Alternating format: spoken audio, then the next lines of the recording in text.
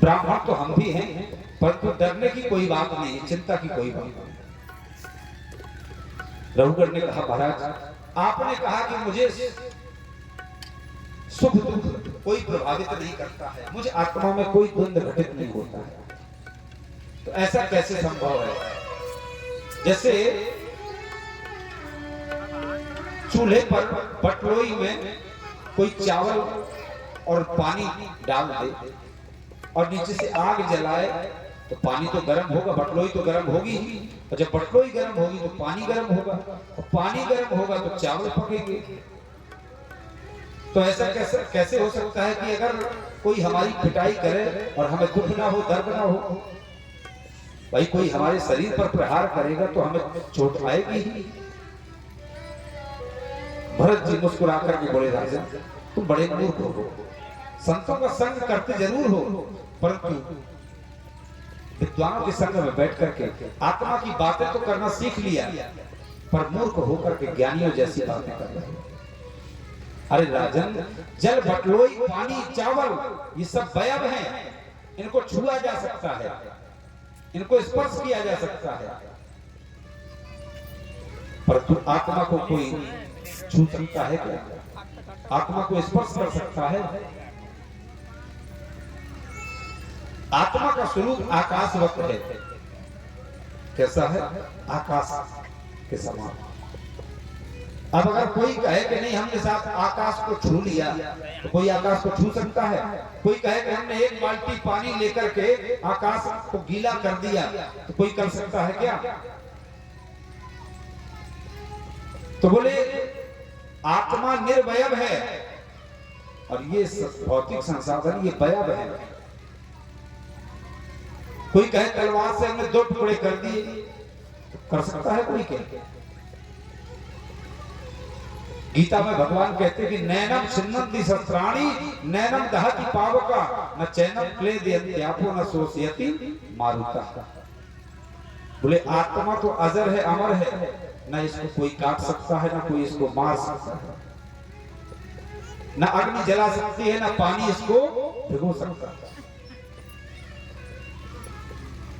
राजा ने प्रश्न किया तो महाराज ये सुख दुख का भोक्ता कौन है? जड़ भरत जी बोले भाई ये जो मन है ना यही सुख दुख का भोक्ता है।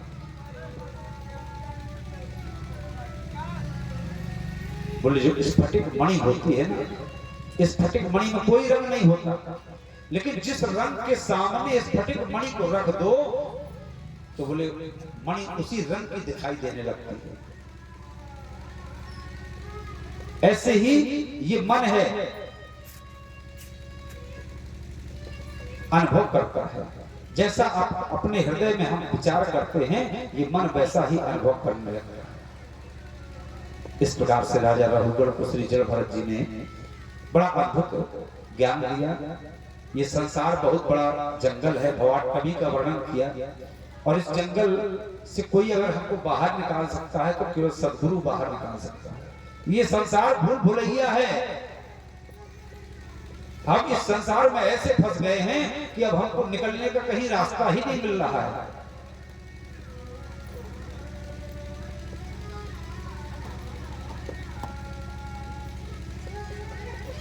जिससे गली गली का ज्ञान हो, रघुगण का कल्याण हो गया। चरणों में गिरकर बोले महाराज आपके वचन सचमुच औषधि है। रघुगणै ततः तपसा नयातिना चेज्जया निर्वपणाद ग्रहादवा न छंदसा नैव जलानि सूर्यै बिना मात पादर्जोऽभिषेकम्।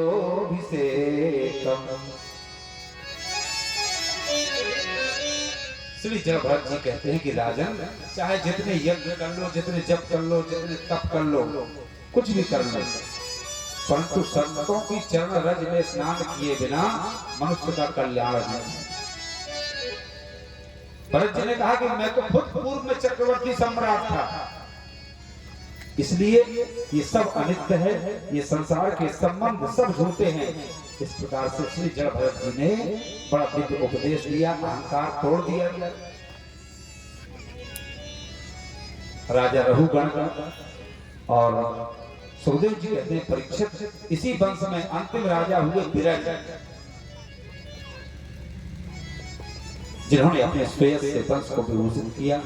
परीक्षित ने कहा गुरुदेव अब जरा भूगोल खगोल के बारे में बताइए। तब सुखदेव जी ने कहा कि राजन इस भूमंडल पर जम्बूद्वीप मिलाकर के आदि 7 द्वीप हैं। कितने? 7 द्वीप जो एक एक सागर से समावृत है। जम्बूद्वीप के 9 खंड हैं। भारत भूमि ही कर्म भूमि है, बाकी तो सब भोग भूमि है।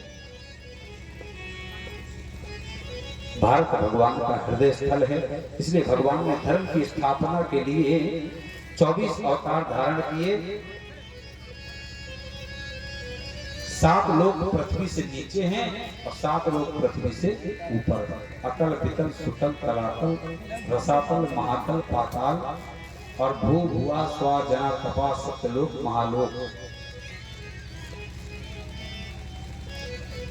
नीचे से ऊपर की दूरी 50 करोड़ योजन की है और पृथ्वी से 99,000 योजन नीचे यमपुरी है। और 28 नरकों का बड़ा दिव्य वर्णन किया। इतना भयंकर वर्णन किया कि परीक्षित तो घबरा गया।